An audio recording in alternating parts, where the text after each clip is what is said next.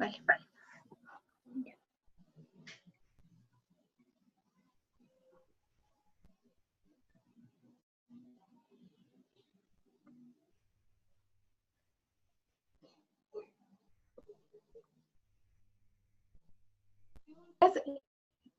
Ok. Bueno, el día de hoy vamos a hablar sobre el capítulo 12 del libro Beginning Data Science in R, y este capítulo habla de las pruebas y verificación de los paquetes. Entonces, en primera medida, es necesario crear, o sea, siempre que creamos los paquetes, pues ellos van a ir aliados a software que nosotros vamos a ir creando. Entonces, es importante verificar que ellos funcionan como deben hacerlo, especialmente cuando estamos trabajando con software robustos. Debemos ser mucho más rigurosos en ese control y verificación de los paquetes que vamos trabajando. Entonces, existen dos diferentes tipos de pruebas de software. El primero es la prueba unitaria. En esta lo que se desea es crear y comprobar el funcionamiento de un código que acabamos de escribir. Puede ser una o dos funciones o funciones que estén relacionadas. La otra es la prueba de regresión. Entonces, esa se utiliza cuando se desea verificar que los cambios que hemos realizado en un código no han dañado el funcionamiento que éste ya tenía. Entonces, primero vamos a hablar de la prueba unitaria. Entonces, esta trabaja sobre unidades funcionales. Las unidades funcionales, como les decía anteriormente, pueden ser funciones únicas, es decir, una función o funciones que estén altamente relacionadas. Cada vez que se agregan o editan nuevas unidades al código, es necesario escribir nuevas pruebas unitarias para comprobar el funcionamiento de cada una de estas. El código de la prueba unitaria puede ser escrito al mismo tiempo que se escriben las funciones a ejecutar. En algunas ocasiones, algunas personas recomiendan escribirlo antes de desarrollar esas funciones dentro del código. Sin embargo, es necesario tener muy en claro cuál va a ser el funcionamiento que van a tener esas funciones dentro de nuestro código. Y esa técnica, por lo general, es llamada Test-Driven Programming. Entonces, a continuación vamos a mostrar una prueba unitaria. Entonces, en esa prueba unitaria, lo que se utiliza es lo que se utiliza es un número aleatorio. Entonces, vamos a utilizar un número aleatorio que va a ser nuestra semilla. Entonces, vamos a ir creando el funcionamiento de nuestro código mediante esa. Entonces, vamos a ir notando que funcione tal y como estaba planeado. Entonces, acá lo que se está buscando es verificar una comparación de promedios entre el promedio que como tal tiene la muestra y el promedio verdadero de ese conjunto de datos.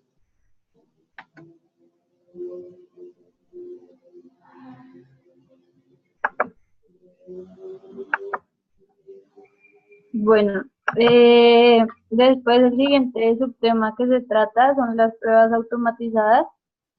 Lo que se necesita para automatizar la prueba es verificar que el resultado de las funciones en código, pues en lugar de mirarlo por lo que el código se asemeja a lo siguiente, pues ahí se muestra un ejemplo. Entonces se menciona R como un rectángulo con ancho 2 y altura 4. Entonces el área pues sería la base por la altura, 2 por 4.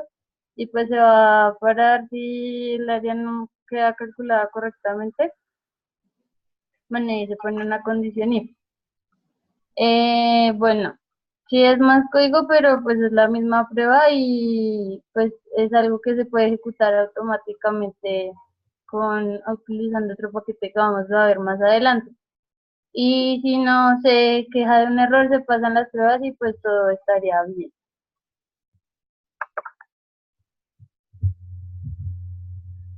No cambia.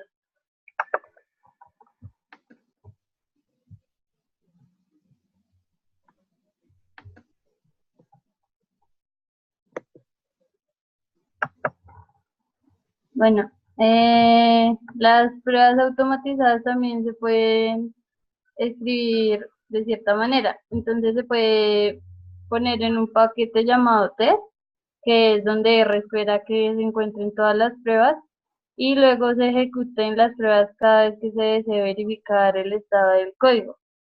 Entonces, pues sí, cada vez que se realicen modificaciones en él. También se tienen los scripts en el directorio test que se ejecutarán automáticamente cada vez que se realice una verificación de coherencia del paquete.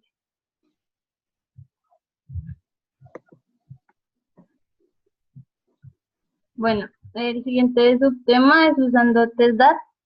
Se puede encontrar en la página que pueden ver ahí en la diapositiva, y pues proporciona funciones para escribir pruebas unitarias y se asegura de que cada prueba se ejecute en un entorno limpio.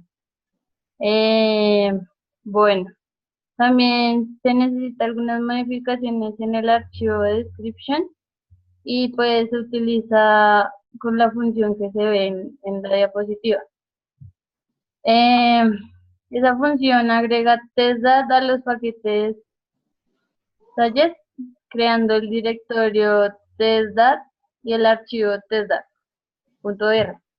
Y pues su propósito es asegurarse de que la prueba del paquete que ejecute todas las secuencias de comandos en el directorio de test.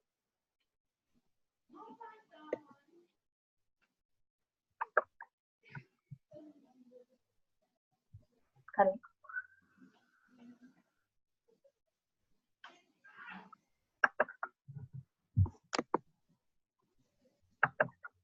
Bueno, el siguiente nivel de pruebas está envuelto en las llamadas la función testdat.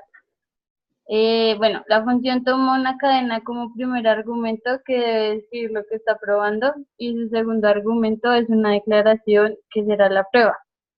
La declaración suele ser más de una sola declaración, y pues está envuelta entre corchetes. Al comienzo de las instrucciones de prueba puede crear algunos objetos o lo que sea que necesite para las pruebas, y a continuación puede realizar las pruebas reales. Y bueno, también las funciones, es importante aclarar que las funciones comienzan con expect y puede verificar la documentación en la documentación de prueba.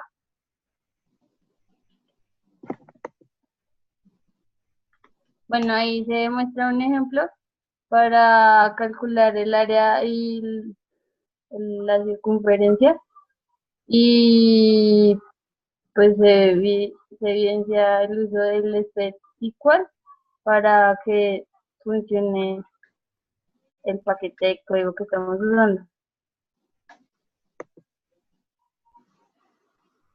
Bueno, también debe preocupar por cuando se prueba la igualdad de números, especialmente si son números flotantes, ya que las computadoras no tratan los números de punto flotante de la misma manera que las matemáticas pues tratan los números reales. Entonces, pues para las pruebas que se habían mostrado con el rectángulo, pues no había problema.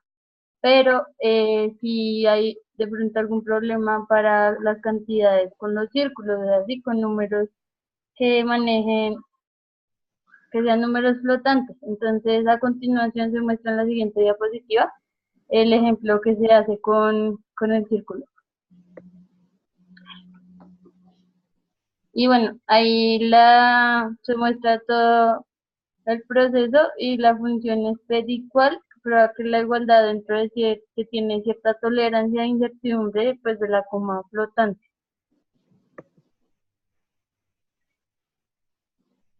Bueno, entonces para escribir estos paquetes de prueba, entonces es necesario, y de por sí estamos buscando, crear buenas pruebas. Entonces es bastante sencillo crear una prueba para funciones unitarias, una prueba unitaria. Existen múltiples maneras. Una de ellas es traducir el código que ya tenemos escrito con nuestras funciones y pasarlo a la forma de pruebas unitarias, o simplemente reescribirlos en un archivo testdat, como vimos anteriormente.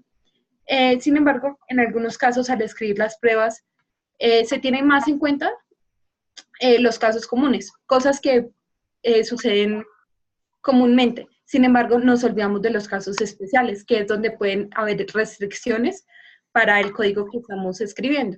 Entonces existen muchos ejemplos de casos especiales. Uno de ellos pueden ser los números negativos o el cero. Entonces hay funciones que podemos escribir, pero no admiten el número cero porque genera una indeterminación o algo así. Entonces es necesario que nuestra prueba de verificación del paquete que estamos creando tenga muy en cuenta y especial cuidado en ese caso, en esos casos especiales para que nos produzca un error y el usuario sepa que algo está sucediendo mal.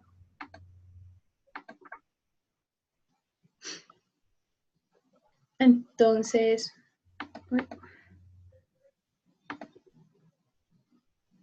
bueno, entonces un ejemplo de estar escribiendo buenas pruebas. Entonces, vamos a utilizar, como vimos anteriormente, el paquete testDat, la función testDat. Entonces, vamos a decir que nuestras dimensiones son positivas. Entonces, ese va a ser como el nombre de nuestra prueba. A continuación, vamos a escribir nuestra prueba.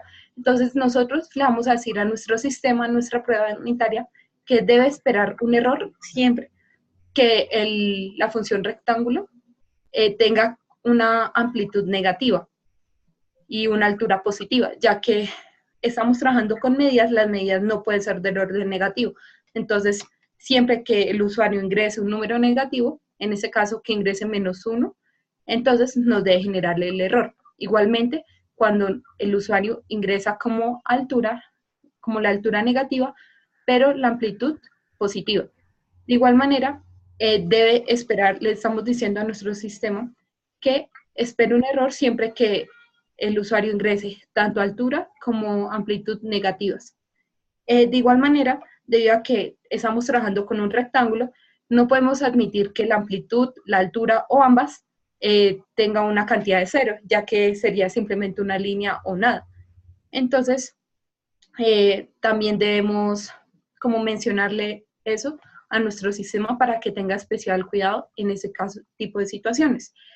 Acá nos genera un error debido a que trabajamos las diapositivas en látex. Látex, esto de testDat y ese tipo de pruebas se deben especificar es en el lenguaje para escribir los paquetes. Entonces, como LaTeX no tiene esa capacidad del código R, entonces nos va a generar testDat porque no conoce esa función. Y ahora vamos a hablar de usar números aleatorios en las pruebas de los paquetes. Entonces, es otro buen enfoque para realizar las pruebas. Con las pruebas que establecemos manualmente, tenemos una tendencia a evitar casos patológicos, porque siempre que no podemos pensarlos, ocurren esas cosas. Los datos aleatorios no tienen este problema. El uso de datos aleatorios en las pruebas puede, por lo tanto, ser mucho más eficiente que las otras pruebas que ya han mencionado. Entonces, como en todas las pruebas que han mencionado, se debe establecer una semilla del generador de números aleatorios. Eso hace que la prueba sea determinística y reproducible, pero no tiene en cuenta el objetivo de tener pruebas aleatorias para comenzar. Entonces, al escoger la semilla aleatoria y la establezco como esta semilla, como ahora sé cuál fue la semilla aleatoria que escogí, puedo configurarla de nuevo y así si la prueba falla, poder reiniciarla nuevamente o hacerla nuevamente, ya que he hecho este procedimiento. Entonces, podemos guardar la semilla poniéndole el nombre de prueba y luego si la prueba falla, puedo obtener la semilla del mensaje de error. Entonces, acá se muestra el ejemplo. Entonces, se utiliza la distribución normal y se establece cuál va a ser nuestra semilla y así en el momento en que por alguna razón nos arroje un error el código, podemos nuevamente reutilizar esa semilla que ya hemos guardado. Entonces, para las pruebas de los resultados aleatorios, entonces otro problema que aparece cuando trabajamos con números aleatorios es cuál debería ser el valor esperado que devuelva una función. Si la función no es determinista, sino que depende del número aleatorio, no necesitaremos o no tenemos un resultado esperado. Entonces, como ejemplo, entonces tenemos el ejemplo de un juguete, entonces podemos considerar estimar la media del conjunto de los datos tomados de la muestra. Entonces, es un ejemplo, pues, no muy dado como el tema que estamos tratando, pero de igual manera puede ser muy ilustrativo dentro de la teoría. Entonces, pues, es porque es muy probable que sea mucho más rápido calcular la media en primer lugar en este ejemplo, pero consideremos que de igual manera es muy bueno dentro de la teoría. Entonces tenemos n elementos y el error estándar de la media debe ser S sobre raíz de n, donde S es el error estándar de la muestra. Esto significa que la diferencia entre la media real y la media de la muestra debe distribuirse normal.